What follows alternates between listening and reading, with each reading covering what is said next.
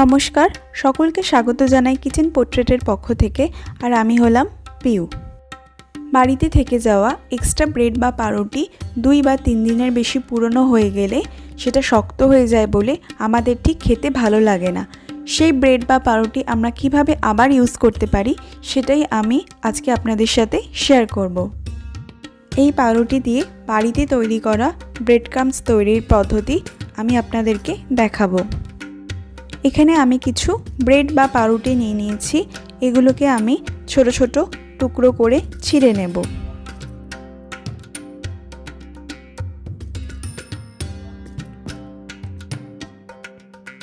পাউরুটিগুলো ছোট ছোট টুকরো করা হয়ে গেছে।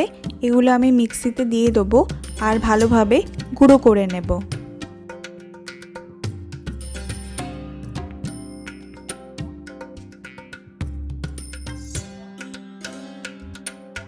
পাউরুটিগুলো মিক্সিতে ভালোভাবে গুঁড়ো করা হয়ে গেছে।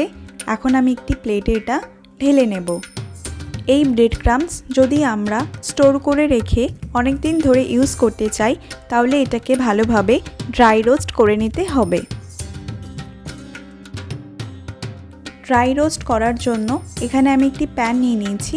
প্যানের মধ্যে আমি দিয়ে দেবো গুঁড়ো করে রাখা পাউরুটিগুলো।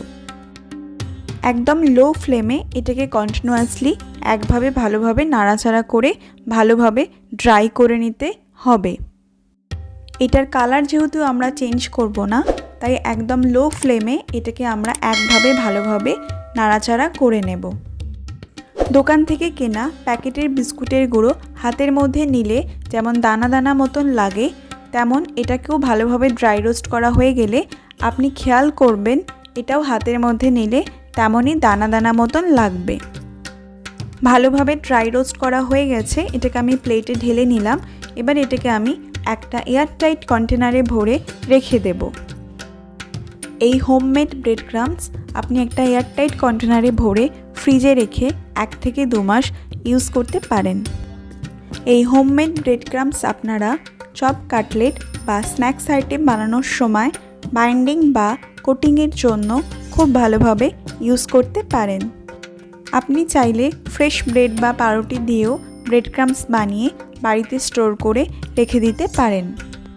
তাই এখন থেকে দোকান থেকে না কিনে বাড়িতেই খুব সহজে বানিয়ে নিতে পারেন ব্রেড ক্রাম্বস। আশা করি আজকের এই ভিডিওটি আপনার কাছে হেল্পফুল লেগেছে। আপনার কেমন লাগলো কমেন্ট করে জানাবেন। ভালো লাগলে লাইক করে অন্যদের সাথে শেয়ার করে নেবেন। আপনারা যারা আমার চ্যানেলটি নতুন দেখছেন তারা প্লিজ সাবস্ক্রাইব করে পাশে বেল আইকনটি ক্লিক করে দেবেন, তাহলে নেক্সট ভিডিও নোটিফিকেশন আপনাদের কাছে পৌঁছে যাবে। সবাই ভালো থাকবেন এবং সুস্থ থাকবেন। ফিরে আসবো নতুন কোনো রেসিপি নিয়ে।